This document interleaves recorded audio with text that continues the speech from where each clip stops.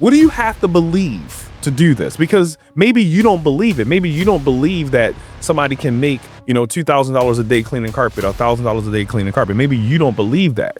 Dude, I didn't even know how they pay me. I was just out cleaning carpet all day. They would send me out on these jobs. People would have the coupon. It was like $14 to clean 2 rooms. Is it enough just to have education? How many degrees do you need on the wall? What have you done with it? With knowledge comes action, comes discipline. Do you have the discipline to follow the rules to stack odds in your favor? Do you have the discipline to implement that education that you just learned? Right. What's the risk? What's the reward? Where's your heart? Where's your joy? After you do that, are you going to live with those 6 figures and regret the rest of your life of what you had to do to get the 6 figures, you see? All right. So welcome to our next episode of Faith, Family and Financial Education. So the question that we always ask in these episodes are, where are you getting this knowledge from? Where are you learning about family education? Do they teach a class on that? Are they teaching that in school? Are they teaching that online? Are they teaching that, where are you getting this education on family and how to raise a family and how to, treat your family and your spouses and all that good stuff. Also, we're talking about financial education. Where are you getting your financial education from? Most people know what they do for a career. You know what your job is. You identify with your job, but do you identify as an investor? Do you identify, as a trader or an investor, And we do have these different forms of investments. And, we talked about that in our last episode, respect. So Joyce, go ahead and break down respect. What are those 7 forms of wealth that we keep preaching about here at Knockout Investing? Here at Knockout Investing, we preach on how to respect the 7 forms of generational wealth. The R stands for relationships. The E stands for education, which also means mental health, even intellectual property. The S is your spiritual wealth. Our spiritual wealth comes in Christ Jesus. And the P is physical. Health is wealth. And the other E. You can't spell. You can't spell. It's all I can't spell. The other E is esteem. Are you highly esteemed? Do you esteem others as greater than yourself, as the Bible would say? And that deals with your reputation. And the C stands for capital. Capital is the most commonly known form of wealth, which is money, physical assets, earthly assets, right? And then the last and one of the most important forms of wealth is time. Time. Do you have time to do what you want to do? Do you have time to do the things that God has called you to do? And are you wealthy in having the freedom to spend your time how you believe you should? So here at Faith, meaning family and financial education, we are going to talk about these 7 forms of wealth under the biblical principles of wealth and wisdom found in not only in the one and only Bible, the Word of God himself. Yeah. We got a lot of acronyms. I was just thinking about that. We got faith. Then we got respect. While you was talking, I was sitting here rapping Run DMC in my head, remembering Run DMC is like, D's for doing it all of the time. M's for the rhymes that all are mine. C's for cool as can be. Yeah. And why you wear those glasses so I can see. We all learned it from Sesame Street, how to break down our A, B, C. A is for apple. Right. B is for banana. See? That commercial just got in my head. A is for apple. C is for, what was that? Apple, I don't know. Cereal. The cereal. Apple Jacks? Yeah, apple is sweet. It's for apple. J is for Jacks. Apple sweet, apple Jacks. Oh see my that? gosh. Remember that? See that? These acronyms, man. But anyways, I'm pumped up for this next episode, man. I really am, because I'm starting to get the feel for, for what we're doing here. At first I'm just like, well, we teach people how to trade all day, right? That's what we do. Been doing that for like 10 years. Just teaching people how to trade, teaching people how to invest. But in this platform, that's not what this is all about. Just teaching people how to trade and invest. Because we may be talking to traders. Yeah. Or talking to investors, or talking to people that are interested in learning how to trade and invest. But it's more to trading and investing than the actual trade itself. You know, it's about getting that freedom and finding yourself and getting that wealth. I mean, when you're in survival mode, you don't have time to think.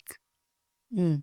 You know, the only thing you have time to do when you're in survival mode is think of surviving. Like Food and shelter. I gotta pay my rent. Yeah. I need some food. This bill's due. I need transportation. I need gas. But you know, I remember when we first started doing the carpet cleaning business, and you know, I had the ability to make, you know, a couple of $1,000s a day, right? And I had a choice. Do I want to get up today and go clean carpet? Or do I just want to stay here? You know? And I remember that first day, you know, I hired enough people, I had staff, but I didn't feel comfortable like just sending my guys out on the jobs, or, you know, I just felt like I needed to do everything myself. Yeah, that was hard for you. And I remember that very first day that you were like, you know, we were laying in the bed or whatever, like, all right, I'm gonna go knock out these jobs. You was like, you know, let Kevin do it. Like, how about let Kevin go do my job? Like, what if he don't talk to the customer right? What if he doesn't clean the carpet right? He's like, but I knew I trained him. I showed him how to do it, and I showed him how to do it long enough. And you know, that day I just went on and I gave him the job, and I let him do it. And I think he did really good on the job. You know, shout out to Kev. What's up, Kev Scholes? Hope you tuning in, man. You better subscribe. But anyway, Kevin, the king of might as well. Yeah, that's my man. That's my man. I made so many good friends and work with so many good people, you know, in that carpet cleaning business. I think that was one of my biggest growing moments. Just being so young, just being a kid, just kind of trying to figure it out, you know. So thinking back to that, Joyce, you know, what was that like from you on your side? I know what was going through my head, you know, when I started the business, but what's your earliest memory of the carpet cleaning business? Like, what do you remember? What's the first thing that you remember about it? Like after you started the company? No, not even that. Like just the first glimpse of it, like the first baby, carpet the baby cleaning? was born. The baby was born, and you coming home, and like, my man need a job. So I broke out the Sunday Times, went to the employment section, and started circling Baltimore Sun. The Baltimore Sun. Yeah, the Baltimore Sun. And started circling help wanted ads. Help wanted ads in the Baltimore Sun. Yep.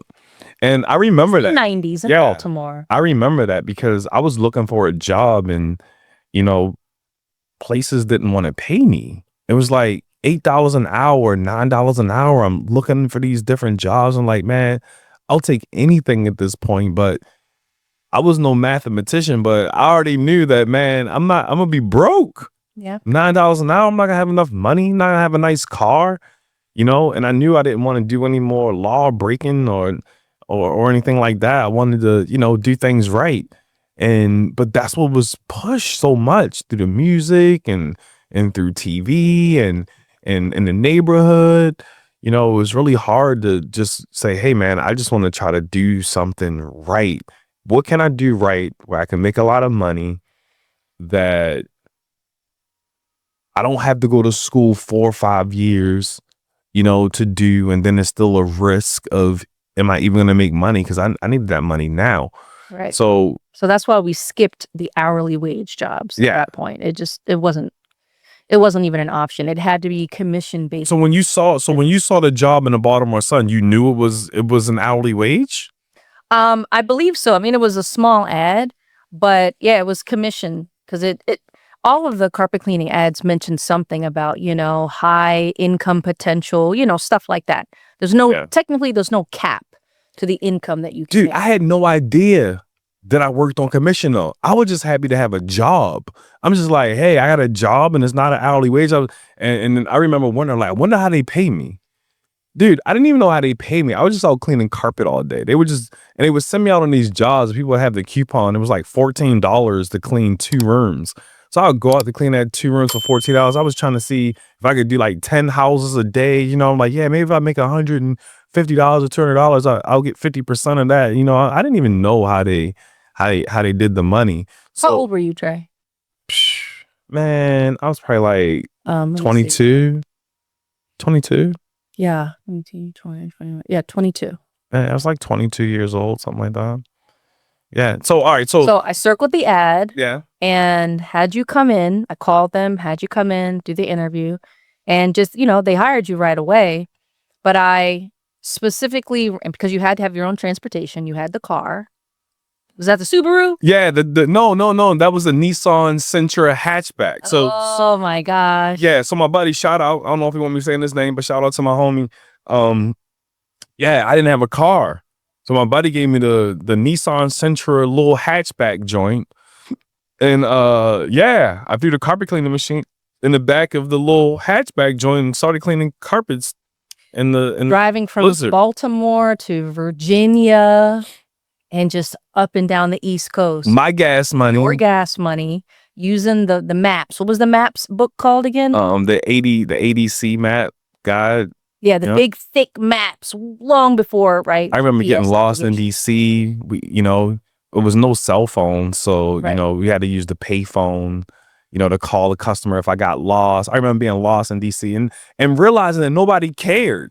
I'm calling the office, they closed. I'm like, yeah, I can't find the job, and nobody's at the office. Yeah, everybody's gone home. It's just like, what the freak kind of company is this? That was my first introduction to self-employed. It's like nobody gives a crap. Like, you got your job, you got your information, leave us alone, It's crazy. Yeah, so I remember you worked really hard for like 2 weeks straight, out of pocket, gas money every day. You got your check. That check was $50. Yeah, I think it was like 50. I think it was like $50.34. I don't even think it was $50. You remember the change? I remember $50. I remember the 34. So maybe it was $50.34. I remember it was a 34 in there somewhere. It was $50. Yeah, but because I didn't know that they charged for the equipment, so they charged for the equipment. So I didn't have my own equipment, and you have to pay them a leasing fee for the machine to clean the carpet, and you had to pay for your chemicals. Yes. So they give you the chemicals up front. Yeah. Yeah, but you have to but that comes out your check. So by the time they took all of that out, and I didn't know how to make money in the business, I'm just doing the coupon for people, whatever the basic service was or whatever, and that was it. And yeah, I was like, I can't survive like this. Yeah, that was an emotional day. For sure. Lesson learned. And, we had 2 little kids. Let me see. I had Malay in October. No, I was pregnant. Yeah, you was pregnant with Malay at the time. I was pregnant with Malay when you. We only had Trey Sean. Yeah, we had Trey Sean at the time. Yeah. So you had a little toddler, your son, and a little baby on the way, a little baby girl on the way, and me.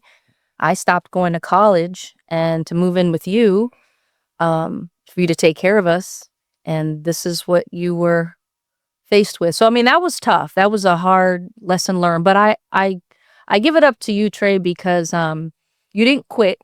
See, most people, when they get this is not a check, or when they see that their check was $300 but now it's $50 because of all the deductions, quit. People don't know what this is not a check means. Well, we'll talk about this is not a check. Yeah. So this is not a check is when you draw all your money out. So you had to pay for the equipment.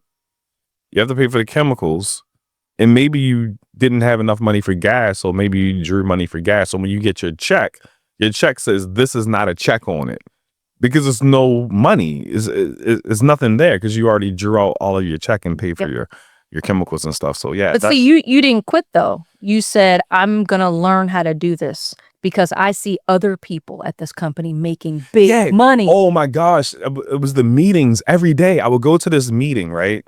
So they would have this meeting and you had to get to the meeting early or they would lock the door. I'm like, why would they lock the door on a meeting for a job? Like, see, I didn't understand entrepreneurship. I didn't understand. It was harsh. Yeah. Big boy stuff. I didn't understand Yeah, I didn't understand that I was a subcontractor getting a 1099. So the guy that ran the whole business, he would give a training session in the morning.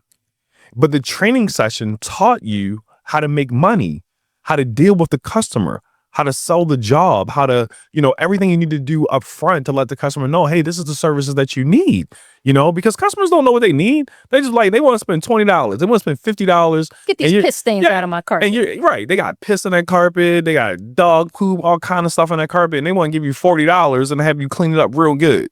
So you have to be able to articulate to them, like, hey, this is the services that you need. This is how clean I can get it. This is how much it's going to cost, blah, blah, blah. So you had to be able to do that, yeah, with the customer. Some customers are nasty, and you have to go through that whole process of having them understand that this is why you need to charge them this amount of money to clean that carpet. Mm-hmm. So anyway, so they would have this training session that showed how to do that in the mornings.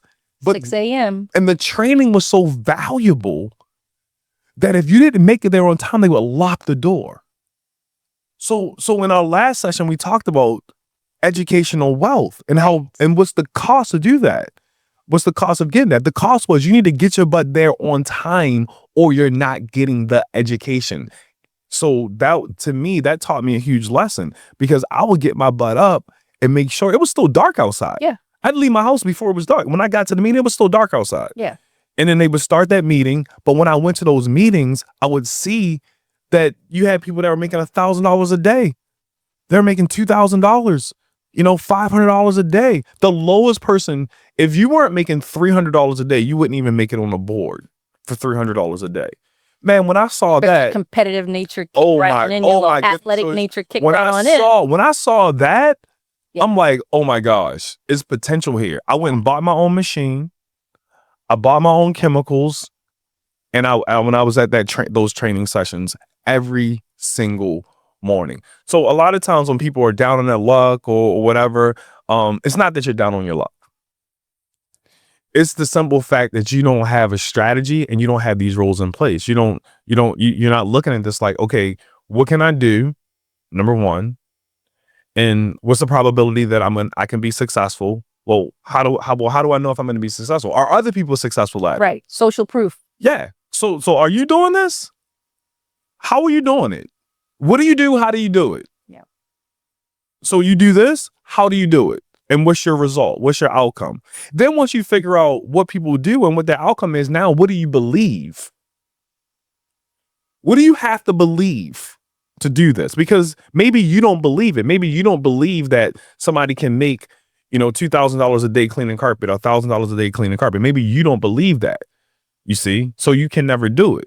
So what do I have to believe? Oh, yeah. So I have to believe that I can do it. Okay, so what's the next thing I have to believe? I have to believe that there's people out there that have a need for my service. And then you have to believe that you can do a good job and you're the expert. So you have to go through that whole process. Is that a form of self-esteem, that you're even esteeming yourself? That you have a Well, no, I would say that that's afterwards. Okay. After you do a good job, now your reputation follows you as a good cleaner. Do the work first and then... Yeah, because you're not going to be highly esteemed at first. You can be highly esteemed as this guy's here every day at 6 o'clock in the morning. Mm-hmm. Look at this kid. He's here every day, 6 o'clock in the morning, ready to go learning. Look at this kid. Even though he sucks right now, you know what I mean? But look at him out there getting lost in DC. Look at him out there working late every night. Look at him out there, grinding. And then that's your testimony. See, your reputation at first is just your testimony. Because everybody doesn't start off just killing it. You don't start off at the top of your game. You usually start off sucking. Mm-hmm. And that's where a lot of people give up, because it's like, well, I'm not good at this. Of course you're not. You just started. Right. You're horrible. You're bad. Oh, I can't believe it. Did I hurt your feelings because I said you were horrible? You see, and that's another thing, people's feelings, they get hurt real bad. You think you're better than me. Why are you talking to me like you think you're better? Well, I am better than you. Yeah. In this. Exactly. So that's the whole thing. Like, a lot of people don't want people to be honest with them. You want to sugarcoat it. You want to be good at something before you even know how to do it. And that's why I'm very picky about what I try to learn how to do, because I know it takes time. It's going to take that commitment to learn how to do it. So that's why I had the carpet cleaning business for 30 years. So you were at the meetings, Trey. You had mentorship, and you were in a community. I consider that a type of, to me, that's part of the relationship wealth, is you had a mastermind community of like-minded individuals that were in that meeting trying to make money and try to have the most efficiently planned day. They want to go from house to house, appointment to appointment as efficiently as possible, have their chemicals in place, have their system in place, have their helpers in place, have clean shirts, a change of clean shirts in place, right? Image, how you present, like everything was very strategically, methodically planned out. Oh yeah, so the guy that trained me, he was the top guy. So he was the top guy every day. You know, I never forget it. Mormon guy. He was very nice. He presented himself really well, and every single day he would make over $1,000 a day. And I'm like, he's got the good leads. How does this guy make $1,000? I mean, he did have the good leads. Good leads. He deserved the good leads. So I ride with this guy one day. So his van immaculate. Everything is just stored in the right place. He rolls his hoses up. You know, his machine is totally clean. You know, and this is the guy I bought my machine from too. I bought my machine from the same guy. So anyway, so we go to the job. So he talks to the lady, and it was like he created a comfortable environment. It wasn't like he pulls out like, hey, I'm here to clean your carpet, cigarette hanging out his mouth, ash that long. You just put out the cigarette, go into the house. Let me see, you know what I mean? And just go in and drag some hoses in and start cleaning the carpet. Right. It was like a whole freaking like production. Yeah, it was so organized and he created that environment when he walked through the door. So when he did that, I'm like, oh man, I gotta have that. I want that. I want to be able to walk in the room or walk in an environment and create that, you see? And that's what he did. So then, you know, so he walks through, he asks the questions about the carpet, and he asked the lady questions and got our concerns and, just everything. I'm like, wow, man, that's amazing how he does that. And then he went through and he showed her stuff and, went through it. And the lady didn't give him any problem. Sign a contract for a bunch of money to clean the carpet, everything that he recommended. Me, when I would go into a house, they would argue with me about $50. Like, oh my God, you don't charge me $50? And I gotta go back and forth with him. So I'm just like, well, why did he just go in here and charge 10 times the amount that I charge, deservingly, because it was hard. It's a hard work that he needed to do. And how was he able to do that with no conflict? So now I'm really interested in figuring this whole thing out. And it took me a while to figure it out. But then once I figured it out, you couldn't shut me up about it. I started hiring people and teaching people how to do it. I started teaching people for that company at first, how to do it once I figured it out. And you got your numbers up. You did a complete 180. You implemented. See, we talked about that on the last episode. Is it enough just to have knowledge? Is it enough just to have education? How many degrees do you need on the wall? What have you done with it?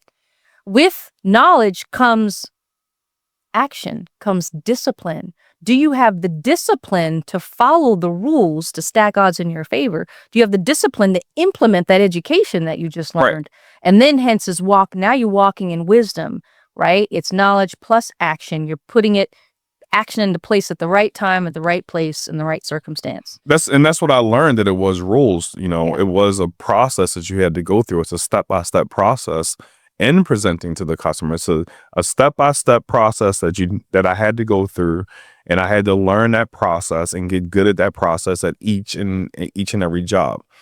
Your numbers went up. Yeah. And they took notice. And it doesn't matter what business you're in. Yep. That process is true for all businesses. So if you're looking to get into business, or you're looking to or you have a business and you're looking to grow your business, and maybe your numbers aren't where you want them to be at, guys, reach out, subscribe, get the 7 forms of wealth, get in touch with us, and let us talk to you, let us help you with some of the mistakes that we've made, some of the experiences that we have, and some of the wins that we have that could also help you out in your business and what you're trying to do, and the investments that you're trying to make, and that's what we want to do here, at Knockout Investment. We want to be able to help people with their strategies and use our experiences as analogies to help people, accomplish whatever it is that they're trying to And accomplish. sometimes you may even know, you know what? I know I'm going through this entrepreneurial journey, starting my business, running my business, and trying to keep my family together and like handle it all. But it's hard. Some days emotionally, I just break down crying. I don't know, if I'm going to do it, but I'm going to keep pushing. Hey, reach out too. We'll give you some therapy. Yeah. We'll give you a word of encouragement. We'll give you some love, because sometimes that's all we need.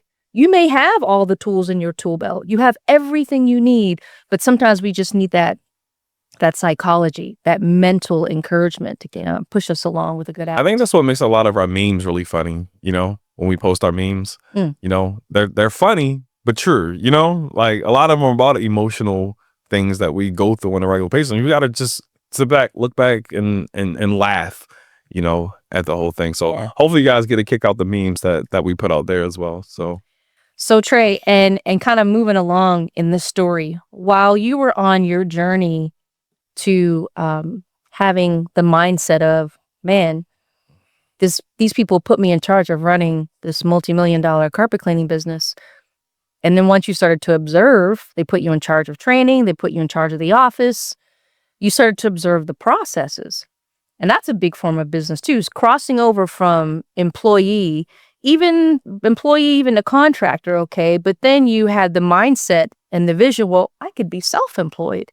I could do this for myself and hire people as well. So going through that transition, I'll let you touch more on that, and then I'll step in with where I was while you were going through all this as well. Yeah, so it was interesting when you said that, Joyce, is that's not where I learned processes, is from the carpet cleaning business. I actually learned processes from my very first job that I ever had. Bob's Big Boy. BBB? Yeah. So I had this job. I'll never forget. My grandmother and my grandfather, they took me in when I was in going to the 8th grade. Yeah, I was about to go to the 8th grade when they took me in. And I remember when we were out to dinner one night and I was talking about a job. And, the waiter comes through and, my grandfather's like, yeah, maybe you can get a job here, at the restaurants. And so, I'm pretty outgoing. So the waiter came. I'll never forget David. David was my waiter. Wow. Being a good friend of mine. So Dave comes to the table to wait on. I didn't know him at that time. But anyway, he's like, yeah, I'm here, take your order or whatever. And I was like, hey, are you guys hiring? He's like, yeah, actually we are hiring. And he's like, but how old are you? I was like, I'm 15. He's like, I think you got to be like 16. I'm like, nah, you can be 15 and a half if I get a work permit. I already knew the information. He's like, all right, well, I can check it out. So he checked it out. He's like, yeah, man, just come fill out the application. Sure enough, I filled out the application and everything. And I got the phone call and they actually hired me. So I got hired as a dishwasher. That was the very first job that I ever had, dishwasher, Bob's Big Boy. I needed to be there at 6 a.m. in the morning. At 6 a.m. call time, huh? 6 a.m. In the morning is what time I had to be there. And that's when they open. And I had the job on the weekends. So I would work Saturday and Sunday. Every weekend I would work from 6 a.m. in the morning. So it was 6 to 2. And then sometimes I would pick up a second shift, that would be like from 2 to 2 to 10. So I could get like, what? So what is that? 16, 30. I could get 32 hours in just on the weekend alone. But you put in overtime? Bro, I was doing 32 hours on the weekend alone. So, because 2 8-hour shifts, right? That's 16 hours. Yeah. I would do that Saturday and Sunday. I was doing about 32 hours a week just on the weekends, right? So then, after I did that for a while, I got my buddy a job there too. My buddy down the street. So we started working there. So it really wasn't work. We hung out. We made money now because we used to just ride our bikes around. We wasn't doing anything anyway. So now we had a way to make some extra money, put some change in our pocket, Then after a while, I started realizing that the waiters, they were the ones making all the dough. Start pulling out those rubber bands. Oh man, at the end of the shifts, they was pulling out knots. Like boom. I'm like, bro, you made all that night? Like, yeah, I made like 150 today. I'm like, you made 150? It's like, yeah. So they sitting there counting their money out every night. I was like, I want to be a waiter. Yeah. So I went to my manager. I was like, I want to be a waiter. She's like, no, some started giving me excuses of why I couldn't be a waiter. I was like, I think I could do good. It's like, at least let me try. So my very first day being a waiter, all my customers loved me. Everything was good. So she ended up letting me be a waiter. But she's like, I still need you to be a dishwasher. So I was a dishwasher from 6 to 2. And I picked up the second shift. I think it was like from 3 to 8, something like that. I would be a waiter. So now, instead of 16 hours as a dishwasher, I would just do, my 16 hours as a dishwasher, and my other time, I was a waiter. Now, in that job though, I went from dishwasher to waiter. And then sometimes she's like, Trey, can you do the prep cooking? I'm like, all right. So I started off doing prep cooking. You would prep the food. And then next thing you know, Trey, we need to cook. So I learned to be the cook. So I was a prep dishwasher, prep cook. The other job that I had too, right after dishwasher, was managing the salad bar. They used to have like the salad bars. I managed the salad bar. I had every single job. I mean, I could do the host, but I really didn't do the host thing or cashier. I didn't really do that. But then I would watch how she would order the food. I would see that they ordered the food from a company, and then I realized that it was owned by Marriott. I'm like, well, who was Marriott? Marriott was owned by the same people that own Walmart. So then I'm like, well, who's that? Samuel Walton. Well, who's Samuel Walton? And why is he not here with us? Now my brain really opened up. I'm like, wait a minute. This joint is owned by somebody named Samuel Walton. I don't see no Sam around here. I ain't never seen Sam. It work. But we would have to clean up and do this. We used to have to 86 the whole restaurant. Yeah. Because these regional managers were coming in. The regional managers coming in. Who's that? Is that Sam? Still not Sam. That's just some other dudes that work for Sam. That my manager will flip out because she knows that they're coming. So who's my manager? She live in Towson, right up the street. Me and my buddy, we live on the same street. The girl that's the cashier, she live around the corner. So all of us live in the neighborhood. Sam is nowhere to be found. And we just running this joint. Every day we come here. When I saw that we unlocked the door and locked the door. Keys to the kingdom. Bro, my little brain was blown, Joyce, when I saw that we ran the whole thing and we just had a guide, a strategy book, rules and things that we had to implement, because it was like, food costs. Should we talk about food costs? We would talk about these different things. We would have these little meetings, and the regional managers come in, and oh my gosh, it was such an eye-opening thing for me just to see that process. So now, skip the other stage of my life, but then now taking that to the carpet cleaning, it was like the same thing again. I just saw this process, a bunch of people there. Well, why is the phone ringing?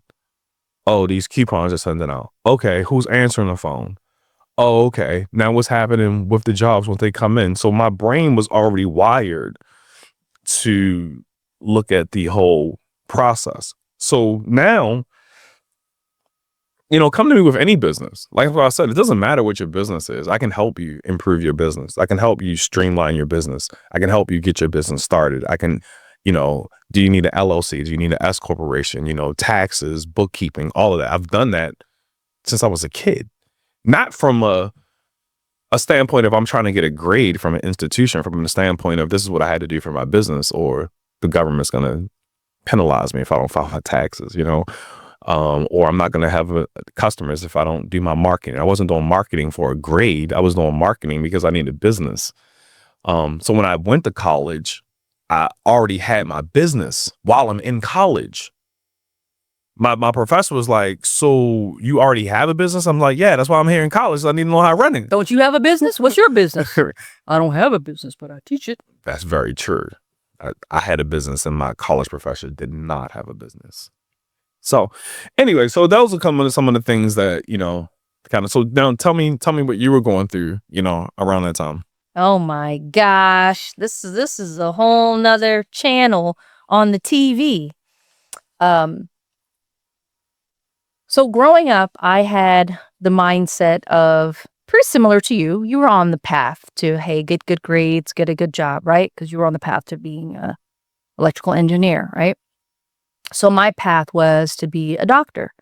And for some reason, even by the time I was in ninth grade, I was drawn to being an OBGYN. I think when I started having to go to an OBGYN, it started to fascinate me. And then after I had my first child and experienced childbirth and everything that goes with it, I was like, I want to be an OBGYN to help deliver babies. So anyway, um, growing up, education was important. My aunt was a teacher. She had a couple different masters, PhD. I had another aunt that had PhD, so she was a college professor. So education was pretty high up in my family. My dad was military. He did not go to college. He couldn't get out of high school fast enough. He couldn't have enough girlfriends to write his papers for him just to get it out the way. So he was about hard work. Just do what you're told, have structure in your life, be consistent, be dependable. And he went off to the military, and that's where he met my mom in Seoul, Korea. So growing up, I didn't have my mom around because they divorced when I was 3. I had dependability with my dad going to work, coming home, taking care of us. My aunt and uncle and grandmother had to step in to help my dad out because we were 3 kids, me, my brother, and sister. And with my aunt and uncle and grandmother, I had a whole nother household of stability, of rules. You talk about rules. I had night and day. My dad, he had rules, but he was way more relaxed, way more passive. You know, I could watch TV till whenever. If we didn't do the dishes, we would eventually do them, but he just wasn't nearly as strict and as disciplined as my aunt, uncle, and my grandmother. Now, they would go to church. They would take us to church. I had to set the table for dinner. I didn't do that at my dad's house. I had regimented chores, take the trash out, wash the dishes, sweep the floor, clean the bathroom, specific days of the week. Very rule-based. And if I fell short with anything, even if it was my attitude, we had the belt and the switch. But I love my family. Again, they gave us structure. They gave us a sort of love in a way that, my dad just wasn't able to. So I had both sides of the fence as far as being rule-based and structured. Long story short, I'm going to skip past the love scenes and the drama. Met you in high school, and we had a family early, right? Had our first son. So the thing about having my first child was my first introduction to motherhood. Motherhood was a part of life that I didn't know anything about. The only thing about motherhood I knew was my best friends had moms, and I was cool with their moms, and their moms loved me whenever I'd come over. Um, I would see moms come to school and drop off snacks, or moms would come chaperone us on field trips. And it just wasn't part of my life. My aunt and my grandmother were great and they loved me, but it was never that maternal, lovey-dovey, that type of love. It was different. So when I became pregnant, at first I was kind of in denial. I was an athlete. I played sports since middle school on up. So in high school, I played soccer and I played basketball. But during that time, I was pregnant. But I kept saying, "Oh, I'm an athlete." Sometimes you miss your period when you're an athlete. Sorry, guys, if I'm grossing you out. I don't care. It's a fact of life. It is what it is. So I'm telling you this part because when I found that I was pregnant, there was no doubt in my mind I was going to have an abortion.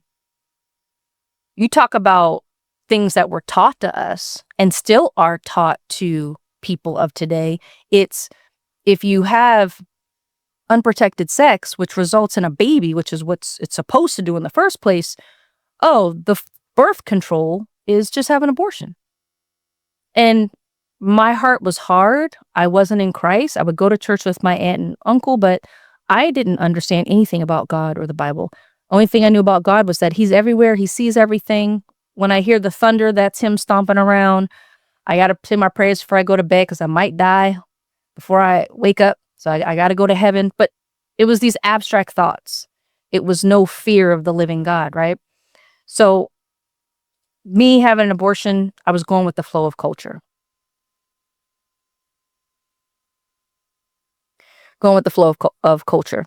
But then I found out that I went to the clinic. You were with me and you were against it. So we can talk about that in a later episode or whatever. You were against it, but I was like, there's no way I'm having this baby. I'm going to college. I'm going to be a doctor. No one's going to find out about this. I'm keeping this under wraps. Got the money, paid for it. And I told my aunt because I needed parental consent. She promised she wouldn't tell my dad. We arrive at the clinic. In walks my aunt. In walks my dad. I'm like, oh, come on.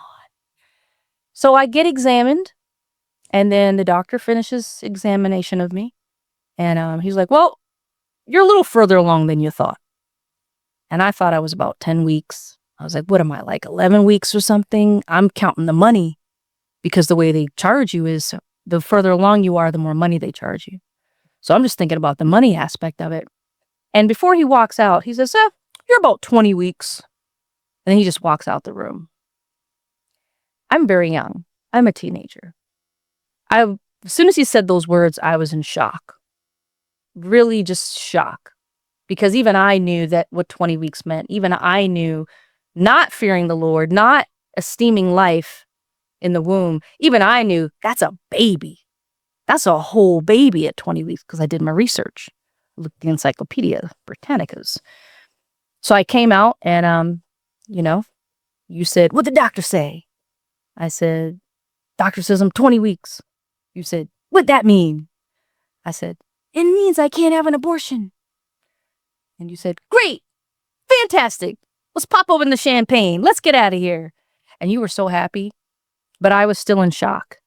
And the doctor told me that, hey, if you wait until the clinic closes, I have my private practice around the corner. I'll give you an ultrasound just to verify. That was the hand of God right there. That, looking back, that was a big, big pivotal point in the hand of God directly in my life that I can see, because abortion doctors don't do that. They don't give you ultrasounds. They don't show you the baby in the womb because most women change their mind when they do. But he didn't want me to go to New York and kill my baby at 20 weeks for $3,000. He didn't want me to do that. So when the clinic closed, we followed him to his office. He gave us an ultrasound. And to this day, I still have the picture of my son in my womb at 20 weeks floating around sucking his thumb. A whole baby. So that was... Maybe we can get that picture up. Oh my gosh. Yeah. Of Trayshawn at 20 weeks. Maybe we can get that picture up of Trayshawn now. Yeah. Yeah. So to me, Trey, that was a huge milestone in my life. That was when my first worldview ever changed. My future was literally shattered into 1,000 pieces. Maybe not literally, but poetically literally. I was in shock for a long time. Yeah. So I think that's important, right? So when we think about it, when we think of investing, our whole life is a big investment. So what do you invest in your time in? Your career? What's your vision? What's your identity? What's your purpose? We talk about that VIP, that vision, identity, and purpose all the time. So if your vision for your life is just identifying with your career, it doesn't matter who you need to murder or who you need to push to the side or who you need to do whatever you need to do to have your life look the way that you think it should look. And then justifies the means. Yeah. And then it doesn't even half of the time look the way you wanted it to look, the way you thought it would, because something else happens, right? So that's very interesting that that you say that, because that was a big pivotal point in our lives, because we went against what the world was telling us right there. I think that was one of our first times we went against just what the world was saying, like, go in and have the abortion, right? You guys are too young. You guys, but we didn't, we went through with it. Now, it was risk there, right? We had risk, but we saw the reward on the other side. So every investment is going to have some type of risk and have some type of reward. So what were some of the things that we did to stack odds in our favor to help us succeed in parenting and starting a business? Some of the things that we did, even off top, just being young, both of us were just so young, was we took help from our family. Our family offered to help us. We had a community of people that loved us, community that helped people that wanted us to succeed so I could finish high school. I did finish high school, still top 10% of my class. I got a job. So I had my first job at 16, shout out to Shoney's, right? So I have my restaurant story as well. But your family was huge, took Trayshawn in while we were in school. So community. So my heart goes out to anyone with unplanned pregnancies, or if you become a mother or a father and you just don't know how you're going to do it, like, get help.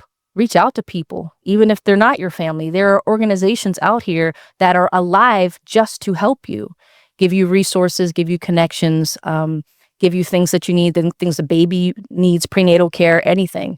So I volunteered for a lot of organizations that helps young parents in that respect. So another thing we invested in was each other.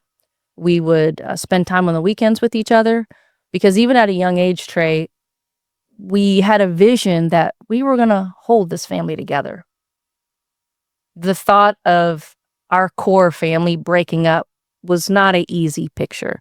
We could have broken up over many different reasons, the same way other people break up, being a young couple, right? But every time we had to fight through our obstacles because we believed in the bigger vision, the bigger long-term vision is to have our family together. My mom and dad split up. You have your own story with things that your mom went through with your core family. So we wanted the Cosby Show. So we saw the Cosby Show. Like, that's a happy core family. Mom and dad in the same house. Kids are educated. Mom and dad are happy. They have a good relationship, a good life. Like, so it's little seeds like that were planted in us that gave us a vision. That's why we invested sacrificially in each other, as well as our kids. Yeah. So it's interesting that you say that, because although I had the belief, in families staying together, I also had the belief that, that divorce was okay. And I also had the belief that, relationships don't always last forever, and it's okay if it doesn't. I didn't have the belief of death do you part. That wasn't a true belief, because I saw divorce. So what do you say to people when they're looking to invest in their life, especially young people? How important is it to see it as a permanent long-term investment that you make with somebody, and not a short-term investment that you can easily just close the trade and just get out of and, move into the next one? So how do you get a strategy or a plan for that? Godly elders, people who have gone before you and have done it before you. I mean, that's your first step. I didn't get a true foundation of what it means to be a wife and the value of being a mother. Again, like I said earlier in our previous episode, when I first came to Christ, came to faith in God, and He's the one that showed me what it means to be a mom. He showed me and taught me that He wants me to be a helper and a helpmate for you. I didn't know what that was. I wasn't raised to be a man's helper. I was raised to be an independent, educated woman, financially, responsible for myself. So God had to teach me that. And that was a hard lesson for me. So if you can be in alignment with God-fearing, wise people, if you're in faith in Christ, join the local church. Even if you're not, there's godly wisdom there. There's ministries that help families, that give marital counseling, premarital counseling. Invest in counselors. Invest in having mentors that guide you. I talk to young couples today, and they want to break up over stuff that seems like the end of the world. And I'm like, dude, I've been through that 1,000 times. That doesn't mean the end of the relationship just because you go through that. Everybody goes through that. But when you're in it, it's like, no, there's no way we're going to survive this. This is horrible. And my heart just breaks when people quit early, when it gets tough, because by the grace of God, we've overcome so many things, and it's possible. So invest in cutting things out of your life. If you need to stop spending time with certain people, if you need to stop certain behaviors, certain habits, going certain going out with the boys to the club after work instead of coming home to your family. You need to cut some things out. You might need to cut some people out of your life. That's a form of investment too. Sacrificially pruning and cutting things out of your life. God does that for us. That's part of us being sanctified by the Holy Spirit, is us things being pruned and taken out of our life so that we can grow even more. Would you agree, Trey? No, I definitely agree with that 100%. When you think of an investment, it's, your ultimate goal is to have some type of gain or some type of wealth, from it.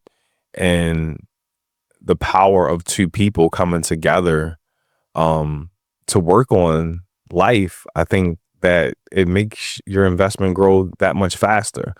I think it was like Myron, what's his name? Myron Goldman, something like that. The one guy, he had a really good thing that he said the other day. He was like, if I'm going to race you, we're going to race, and let's say I have a bad leg and, your leg is, you're young and you're fast and we're going to race each other. He's like, and, I could still beat you, it's interesting. I'm like, where's he going with this whole thing? Right. And he's like, well, I could beat you if, you're running and I'm riding a bike.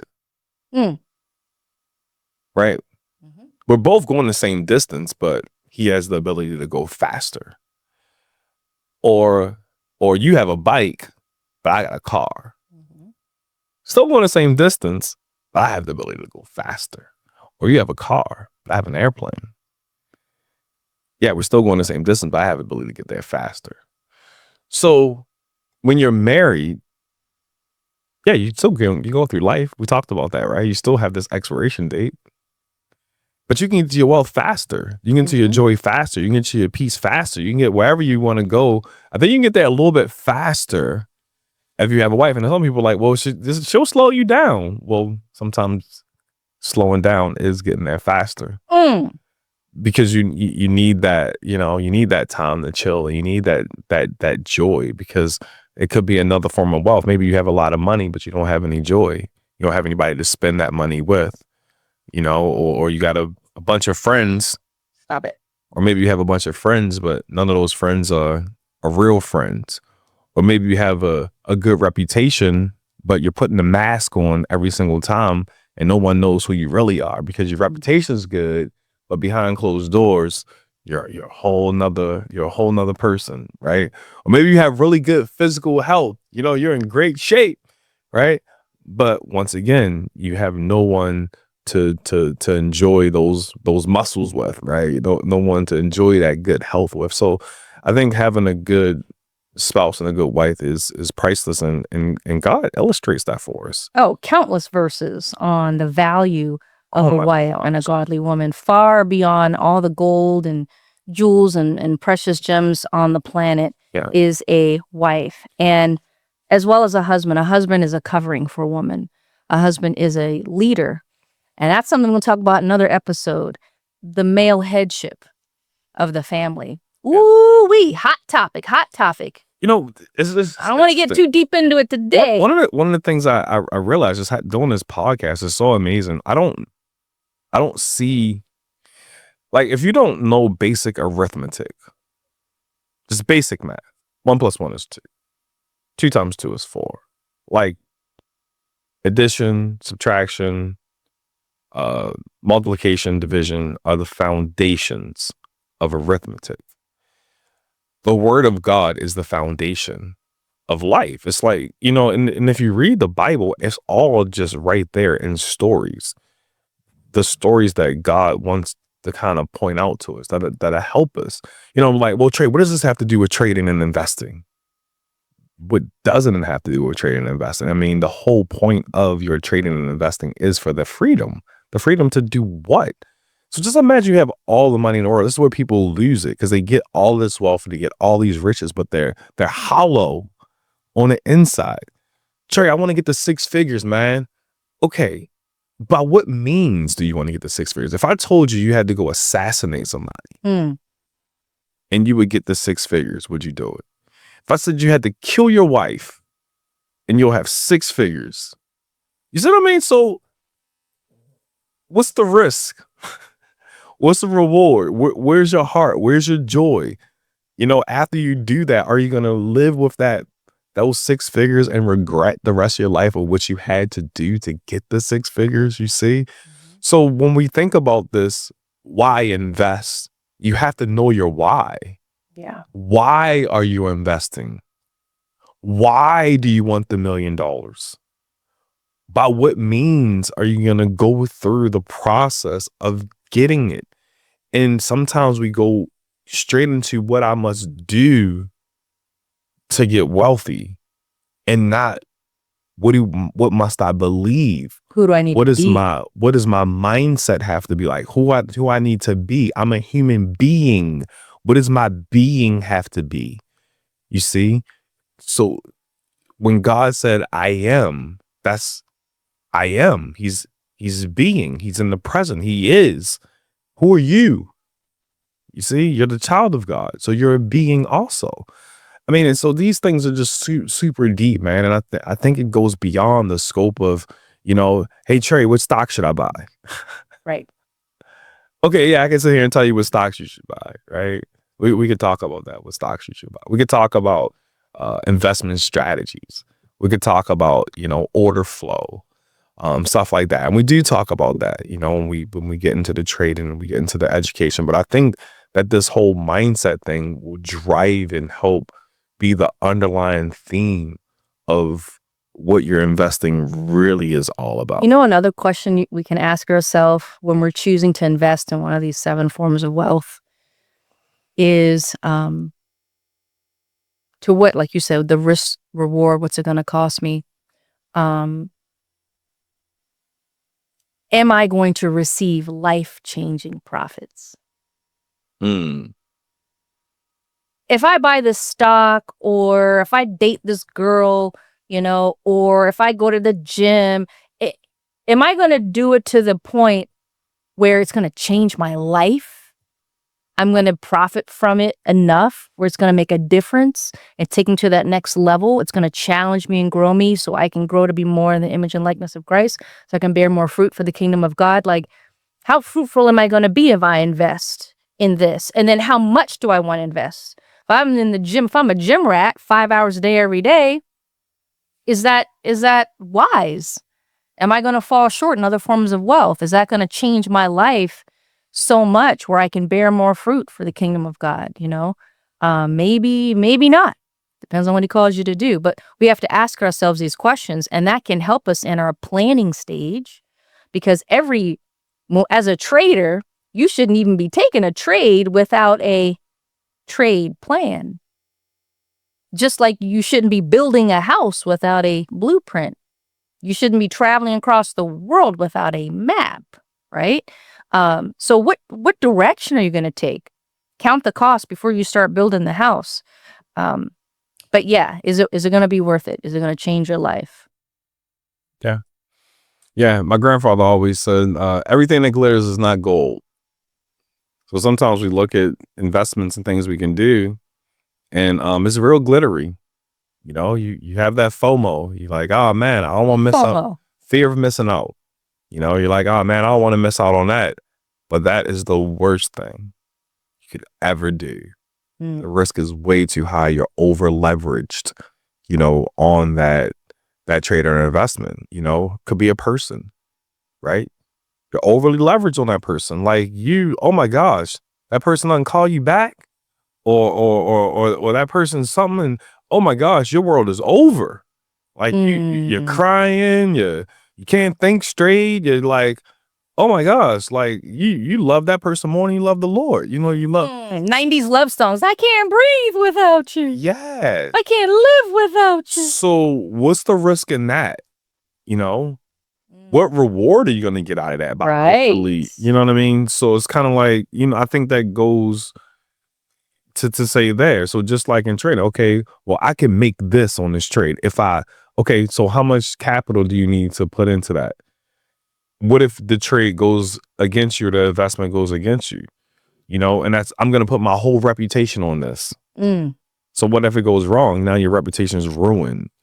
You see? So everything that we talked about in these wealth, I think these basic rules apply, right? You have to have probability on your side. You have to know your risk. You have to know your reward. If you don't have do to know those your things, capital Trey, requirements. instead of being a strategist, a wise investor, what are you going to turn into if you don't do these things? A gambler. Gambler. Yeah, you're just gambling now. Because it's all, a gambler can still win. Yep. That's the part people don't understand. A gambler can win.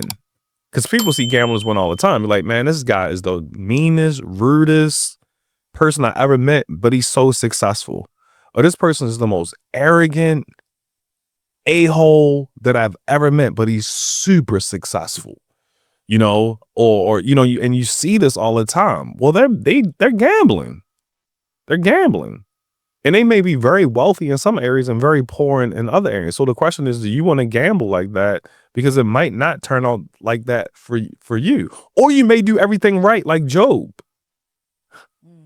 And you still have to go through the trials and tribulations, but you have the odds stacked in your favor for things to turn. So we're still in the probability business. Correct. You can follow your strategy to a T and wisdom is probability. Still lose. The difference between God's promises, and his wisdom, principles versus promises. Yeah.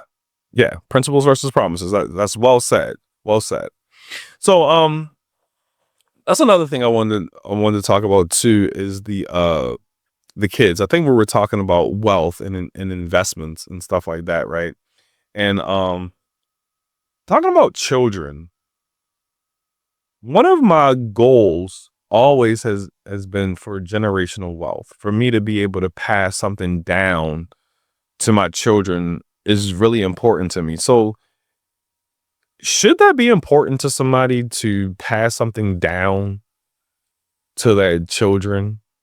Like, what are your thoughts on that? Because I know when we started the carpet cleaning business, right? We had our kids and we were talking about, hey, how we want to give something to our kids. So is that still the same? Have we changed, or what's your thoughts on that? Our philosophy and our principles on passing on an inheritance to our children. At first, it starts off with the basic. Okay, have life insurance. At least when you die, don't leave your family holding the bag while they're grieving and mourning. At least leave enough money somewhere for them to bury you, right? And then you take it to the next step and have enough life insurance in case you have young children to cover someone taking care of them, to cover their education, right? Or if you have a spouse, to cover the living expenses for your spouse if you're the breadwinner. So those are just basic areas of inheritance, which for many of us, most people don't even have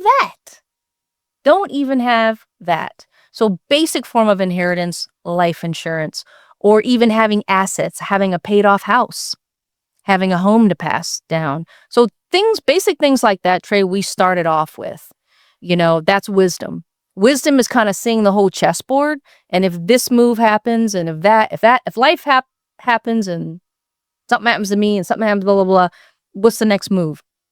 So you got to plan for if we were to die early, having a living trust in place, preparing for. So that's the basic foundation of leaving an inheritance, right? Leaving some money, maybe leaving a house, who's going to be in charge of your kids, make sure you're in alignment with them. Basic.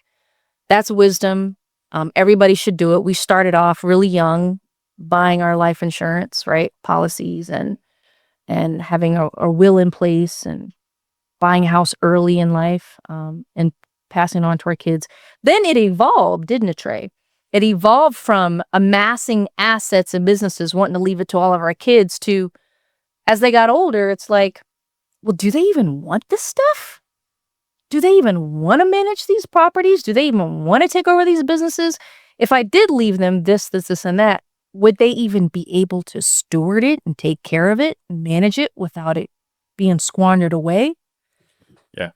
So I think that's the part where I am right now. So let me know in the comments, guys. Let me know how you feel about this. You've worked. Okay, let's say you're like me. Okay, you grew up 90s rap music. You in the hood.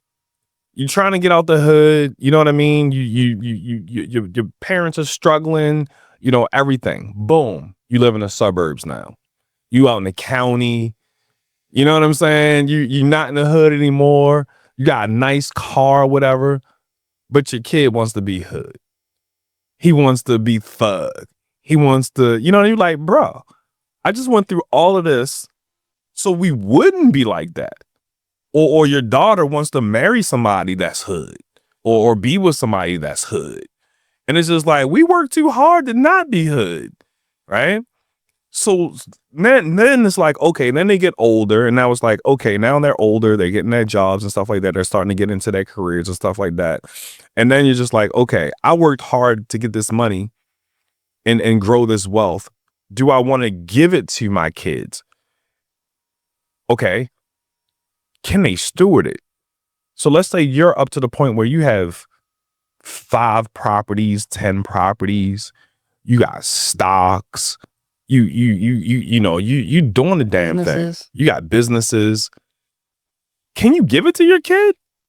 Do they know what to do? Have you put them in a position? Have you educated them? Right. So one of the things we want to do too with this podcast, guys, if you have kids, you need to be telling them to subscribe. Like, hey man, y'all need to subscribe to Joyce and Trey's channel. You need to subscribe to Knock on Investing, because if your next generation doesn't even know what to do, you know, you don't have a living trust set up for them, or they don't know what a living trust is. They don't know what an LLC is. They don't know what an S corporation is. They don't know what tenants are. They don't know what they don't know a stock from a bond. They don't know what call options are. They don't know what any of this stuff is. But you're doing it. You're rocking. Well, what's that next generation is just gone. 83%. What's the statistic? 89%. It's high. Yeah, I think it's like, have to relook at the current numbers, but it's so high it doesn't even matter.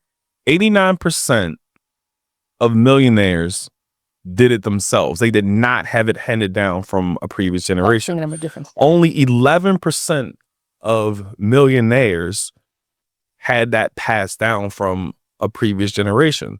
So where's that wealth go? To the state? To probate? So if you're not planning for that stuff right now, it's just going to get squandered away in the future. So not only are we trying to help people to get education for themselves and to grow that wealth and start thinking about these things, they also need to start thinking about, you know, the next generation, and are they educated enough to teach their kids to take on a responsibility and teach that next generation. So I think that's really, really, really important, that we help to get that message out to people, that they need to start thinking about that. Yeah. And you know, look at the stats for yourself. Just don't take what we say for as word as bond. Like, do the research yourself. Majority of wealth that is passed down to the next generation is like, it's done by that second generation. The wealth gets spent, gets squandered. They buy stuff. It doesn't even make it. Majority of it does not make it to the third generation. And 11% or that small amount that does make it to the next that third generation, 90% it dies right there. Yeah. So that generational family wealth, the family office structure, right? That's the legacy, but it's so hard to do. So in another episode, we'll talk about some of the common mistakes that someone you know maybe that's trying to build up an inheritance. What are some things that we need to avoid doing? What are some things that we need to actually do to avoid that happening, or at least to decrease the probability that that's going to happen? Yeah. I mean, that's why I think it's important to be in a community like this too. Like, to be in a community with people that are talking about these issues and talking about these topics and opening up those conversations, right? Because ultimately, I want my grandkids to be able to come back and look at this podcast. Right. I want them to be able to come back and look at these videos and see what we talked about and actually get that education. We paid a lot of money for our education, you know, like hundreds of thousands. Now, you know, we didn't graduate college, but I got a lot of shout outs to some of the different places that taught me. I have a place that taught me how to trade and invest, you know, and we still teach for that academy to the day. And, you know, I have a heart and a passion for helping the students, And also I have a heart and a passion for even helping that academy succeed as a place of business. That's why I teach there. I believe in what they do. I believe in what they teach the students. And yeah, I would encourage anyone to attend that school if that's what they want to learn. I had a friend of mine teach me about cryptocurrency and the value of cryptocurrency. And once again, I got that education from him on learning about cryptocurrency and how to trade cryptocurrency and how to invest in cryptocurrency and about wallets and DeFi and, all of that stuff. I was trained in real estate. I went to school. I had mentors. They showed me about, assigning contracts and finding motivated sellers, motivated buyers, and, going through that whole process and even, buying properties. I had another course on buying properties from the government and, government organizations and stuff like that. And classes on how to, start my rental car business. And, so all these classes and all of these courses, yeah, classes on how to do your art business and how to promote your art and how to get it in galleries and how to do your studio tours and things like that. So all these classes and all of these mentors and education we had, and we constantly are talking to our mentors. We're constantly in our mentors' ears. Every good coach should have a coach. Yeah. Yeah. Now some people are logging onto our channel and they're subscribing because they want us to mentor them because maybe we're ahead of where you are. But it's still people that are ahead of us, where we're reaching out and we're still getting knowledge and learning things.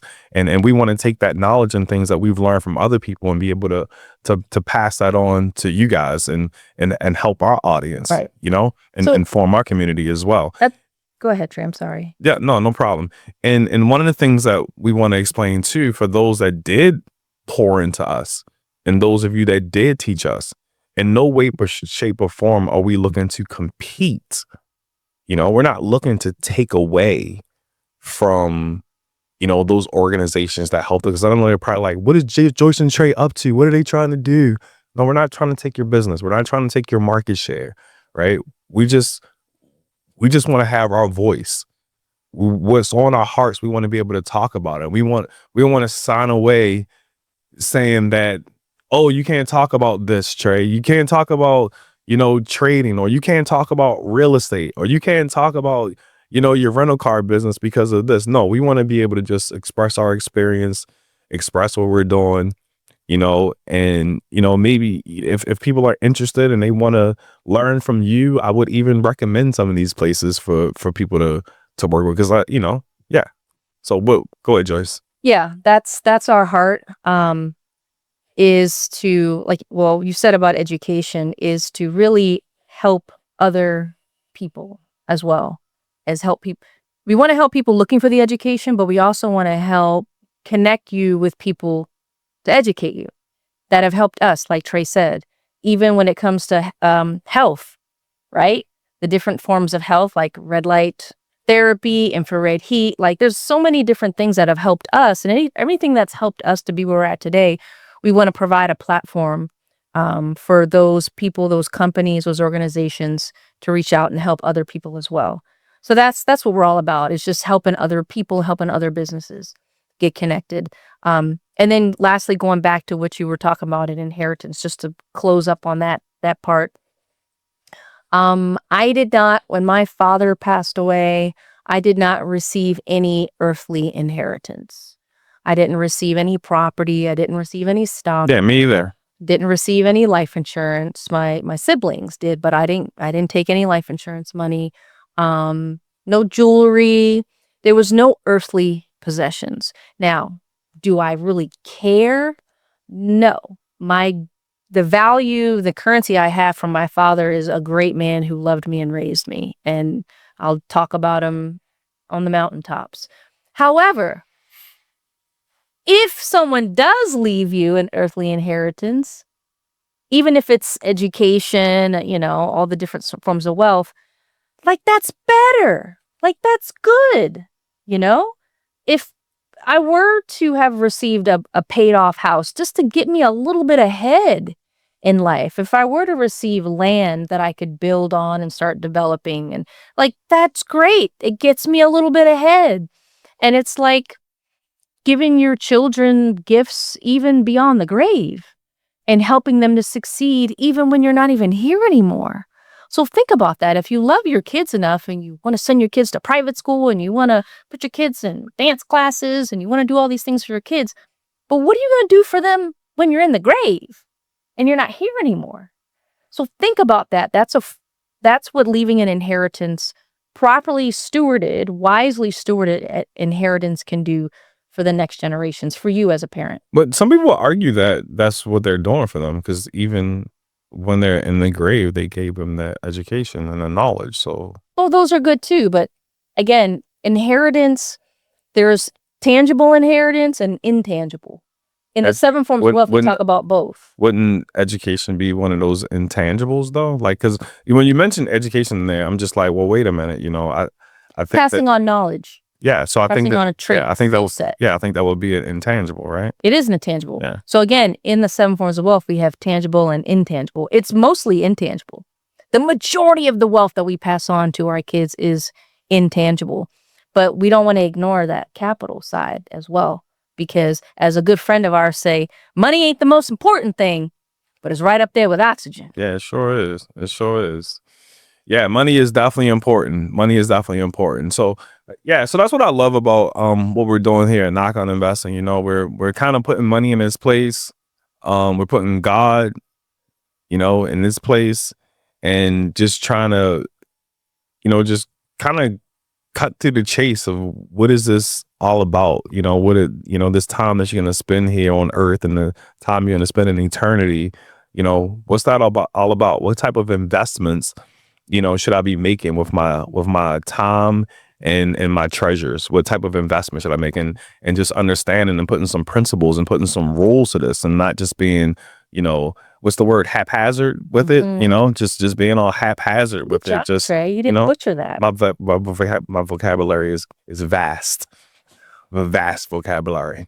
But anyway, just, being able to, darn it, Joyce, I was flowing. All right, but just being able to understand these different investments, because when I think of an investment, the first thing I would think of is trading, stocks, right? Futures, Forex, options. But then after that, what investments? Most people would say family, right? People like, yeah, I need to invest in my family. Yep. My relationships. So yeah, let's take it beyond that. And that's what we want to do here. So if you want to take it a step further, guys, and talk about investing, not just in the financial markets, you want to talk about investing in family and also financial education, then you're right in the right place. So make sure you go in and subscribe or follow us on Twitter, follow us on Facebook, follow us on Instagram. Just don't follow us in our car. Other than that, just subscribe. Yeah. Yes, do that, because I want to talk with you guys. I want to hear from you guys. And again, as always, I do this out of love. If you don't do what you're doing out of love, you're just making a bunch of noise, right? So we do this out of love. Yeah. Till next time. Knock out investing. Catch you next time on the next episode of FAIF, which stands for Family and Financial Education, with Demontre Owens and Joyce Owens. Love you. All right, guys. You guys have a wonderful day. I'll see you guys next time here on Faith and Family Education.